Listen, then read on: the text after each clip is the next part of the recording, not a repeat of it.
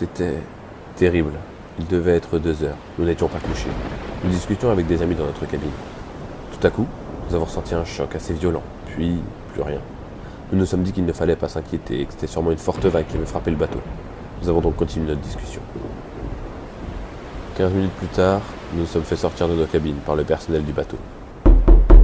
Tout le monde sur le pont! Ces derniers essayaient de rester calmes, mais on pouvait aisément lire l'effroi dans leurs yeux. C'est à ce moment-là qu'on a compris que le choc ne devait pas avoir des conséquences bénignes.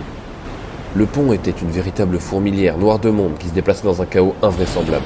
On nous hurlait des ordres à droite, à gauche, impossible de comprendre quoi faire. J'ai vu des atrocités, une gamine perdant l'équilibre et tombant à l'eau que personne ne pouvait secourir. Ma femme a finalement réussi à prendre place sur un canot de sauvetage avec d'autres femmes et leurs enfants. Une trentaine de minutes plus tard, quand le navire commençait à sérieusement sombrer, j'ai pu à mon tour rejoindre un canot. Celui-ci a tenu bon à la houle pendant des heures qui semblaient une vie. Tout le monde restait silencieux, à l'exception de 2 hommes, des Russes il me semble, qui, se battant pour une bouteille contenant certainement de l'alcool, sont passés par-dessus bord. Courve! Impossible de les remonter, le canot ne disposant pas de moteur. Ces pauvres gars sont morts de froid en essayant de se réchauffer une dernière fois. Le lendemain matin, aux alentours de 11 heures, soit presque 10 heures après le naufrage, un chalutier new-yorkais nous repère et nous sauve, le canot ayant dérivé à moins de 100 km des côtes américaines. J'ai retrouvé ma femme 2 jours plus tard, qui s'en est sortie également, Dieu soit loué.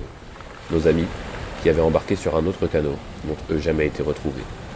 Je n'oublierai jamais cette nuit, c'est la pire chose qui me soit arrivée.